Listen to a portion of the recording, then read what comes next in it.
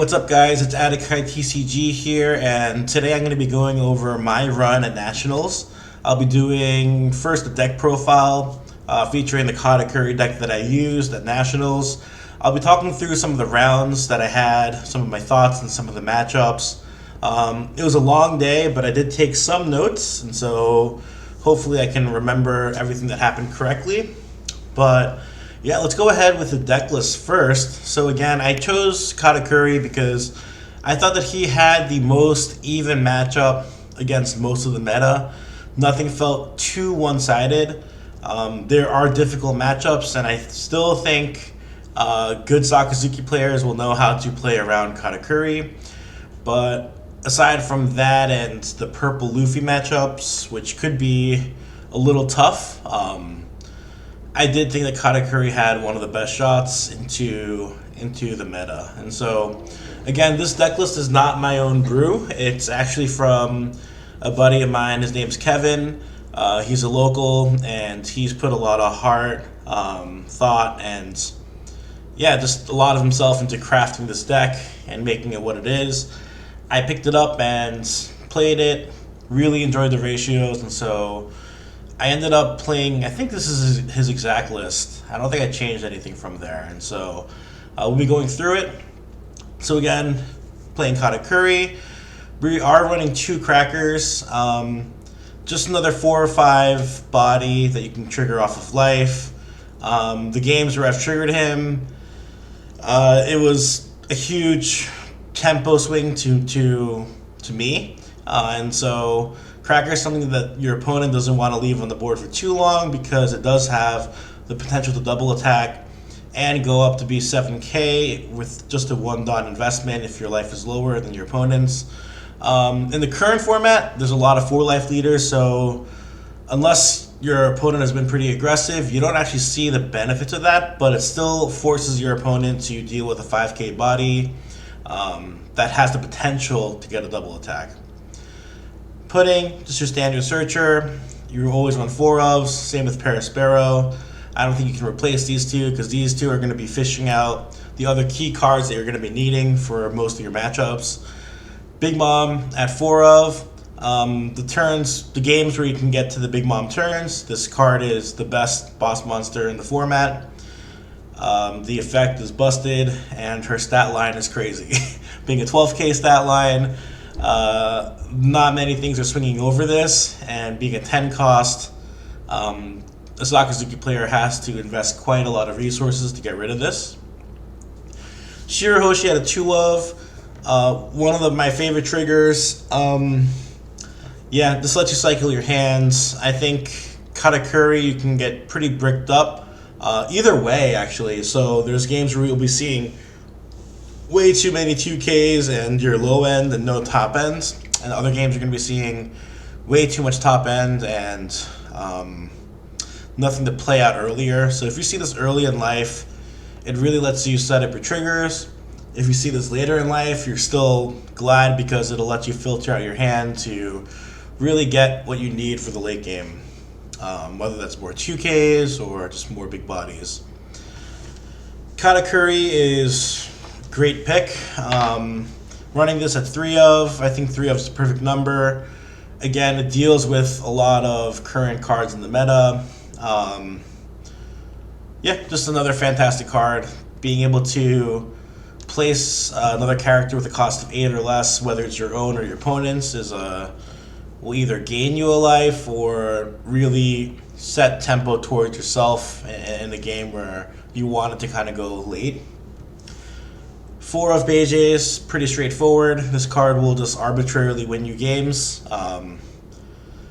of Sanji's, another 4 of for sure. This card also can arbitrarily win you games, but again, there are answers to this now. Sakazuki can bottom deck it. Yellow has 200 million volts Amaru. Yeah, and so it could get polyed off the board by purple, but nevertheless, it's another blocker and a 5k that you can develop early on in the game and just really get pressure. You got your 2 Amandes. This card is really good into the Zoro and Red Green Law matchup. I did face, spoiler alert, I did face a red green law, and this card actually just won me the game single handedly. I'll talk about that in the future. But yeah, no, this is one of the best 2Ks that we're running. 2 Yamatos. Yamato had a ton of value. The fact that she can remove a body on play and get you a life lets this be a flex pick on your odd curve. And even on your 10 Don turn, it's nice to have a 9k body that can gain you a life, KO something, and allow you to use your Katakuri ability. And so this is a flex pick. I think 2 was the right number. I did test it at 1, but yeah, you kind of want to be able to see this when you can, if that makes sense. Gidatsu at a 3 of. Honestly, if I could, I would even try to consider making this a 4 of. The games where you need a Gidatsu,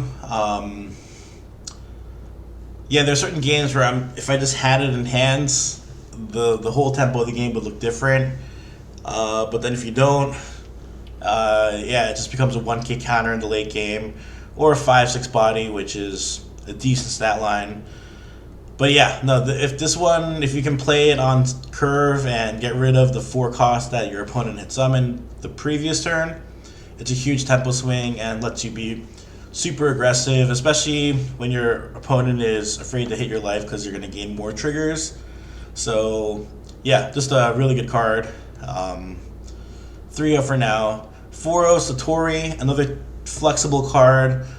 I love that you can either choose to summon it as a 5 cost body. The 5 cost makes it a little bit more difficult or a little bit more tedious for Sakazuki to remove. Plus, you don't always have to trigger this card. It could just be a 2k if you want to keep it in hand, if you need that extra 2k. I just like to have options while I play any game, and so having this be a flexible option is one of the reasons why it's my favorite card. One of my favorite cards in the deck. Brule. This card will also arbitrarily save you in random games, especially the later you see it, and so we run this at a 2 of. I guess if you don't really care for defense, you could probably argue to drop these 2 to play 2 more crackers, or if you want more 2Ks, you can probably get more Amandes, but I do like having these 2 as triggers. The 7-drop Big Mom is another great turn, your 8-don turn or even 7-don turn play. If you don't need the Katakuri, on my 8-don turn, I like to just play Lin and then swing 7 with Katakuri while gaining the information of whether my opponent's life or my life. You can look at the card that your opponent gave you for life, or you can just look at the opponent's next card if they chose to trash their life. And so, really good, underrated boss monster. 7-8 is also a great stat line. It's swinging for a pretty decent number. 3 of Thunderbolts. In the future, I may drop down to 2. It's one of those things where if it's in your life, it's great. If you see it early enough to remove a 5k, sometimes it becomes irrelevant. Sometimes it'll arbitrarily win you games. Where I found myself using it the most was to Thunderbolt to get myself down to 1 so that I can use 200 million volts Amaru to rest their blocker and then go for game. When I saw it out of life, it was nice, but too conditional. So yeah, I just kind of want to see at least 1 in my hands, especially when I'm facing Sakazuki, because it does matter to push your games. This card is one of my new favorite events in yellow. Again, it'll arbitrarily win you games just by, if you see it as your last life, maybe your opponent doesn't have enough to swing over into you, and then you just win. Otherwise, you get to rest the 4 cost or less. So you're resting the Rebecca's, you're resting the Borsalinos. It doesn't help as much in the purple matchups, but still you're always net positive because you're paying 2 non to gain 3,000 power, and so that alone is worth using to give yourself that extra bump. The other spice pick is Soul Pocus. I have a love-hate relationship with this card. So, out of life, this is actually one of the cards that is kind of like a kick in the nuts for your opponent. Not many people expected the Soul Focus, and it really does shift the tempo of how your opponent plays, because whether they trash their own life or you gain a life, it's affecting the tempo that they thought that they had within the game. There were even games where I just hard casted this when I didn't have a better play in hands, and it still felt great to just Soul Focus and swing 7 with Katakuri. Yeah, it just builds more pressure, and so the reason why I like this deck in this iteration is it's very aggressive, and so you are constantly pushing your opponent for 7s. If they swing into you, you do have the chance to arbitrarily just summon more 5-cost or 5k bodies, things like Cracker, Perispero, Satori, Sanji. And you are pressuring their life because you're running the Soul Focuses, the Charlotte Linlands, and then late game you are just putting down these bombs that is asking, can you deal with both the aggression and then the high end, boss monsters. And so overall, the deck felt good. Yellow, to a certain extent too, is one of those decks where if you roll high, you roll real high. If you don't see the right triggers or the right top ends, it does feel kind of bricky at times, but overall, I did really enjoy playing this deck. We'll just go into the matchups now. If it loads. Here we go. Great, so again, we had 10 rounds. I had the 2-round bye. So my first round 3, was against Sakazuki, and this kind of spoils it, but as you see, most of my matchups were just Sakazukis. But yeah, for the first matchup, I did win that match. I won the die roll, and I chose to go second. The Sakazuki player, he was good, but I was able to just see my curve in this game. I went second, so I was able to swing 7 each time while summoning like Perispero. Then I think I summoned Sanji, and then just went into my top end. It was a very straightforward Katakuri game.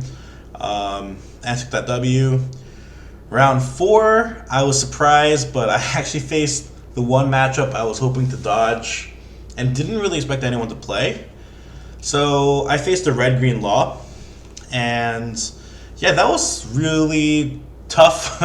Luckily, I did win the die roll, and I had a Amande in my opening hand, and so my first turn, I summoned the Amande, and yeah, or was it that turn? Or maybe it was second turn I summoned the Amande. Yeah, it's just a 3-cost. Second turn I summoned the Amande, and from there I used her effect every single time, every single turn. So I would trash a card with trigger in my hands, rest one of the opponent's cards, and just kept swinging into their board. Eventually I was able to just establish things like Gadatsu. I played the 7-drop Big Mom. I played the Katakuri to put his Law Blocker back into life.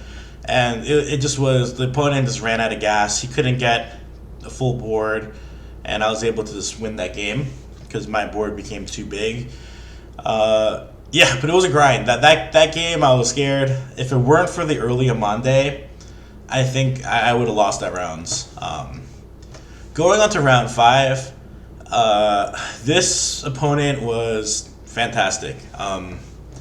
Yeah, it was one of the cleanest Sakazuki players I've played against to date.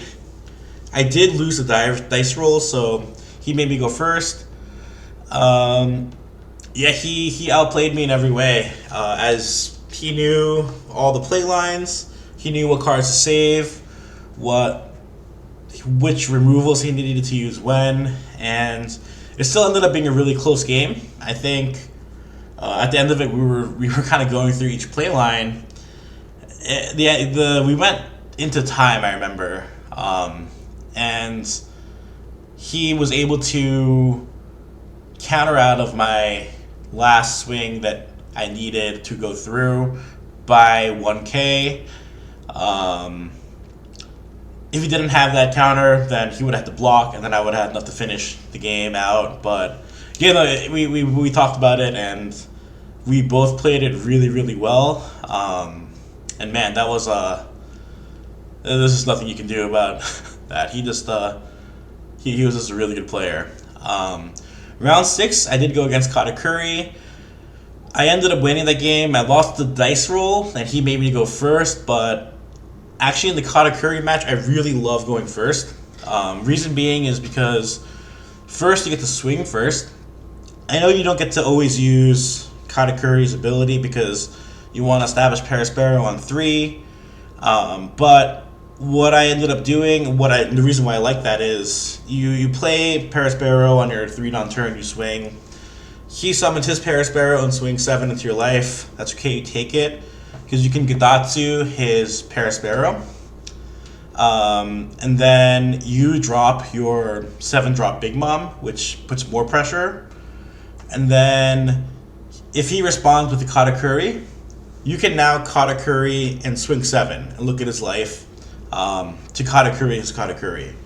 And so then he gets to his 10 Mom or 10 Dawn turn to drop Big Mom. But even if he drops the Big Mom there, I now have a Katakuri and I have my leader swing, whereas he just has his leader swing and the Big Mom summon.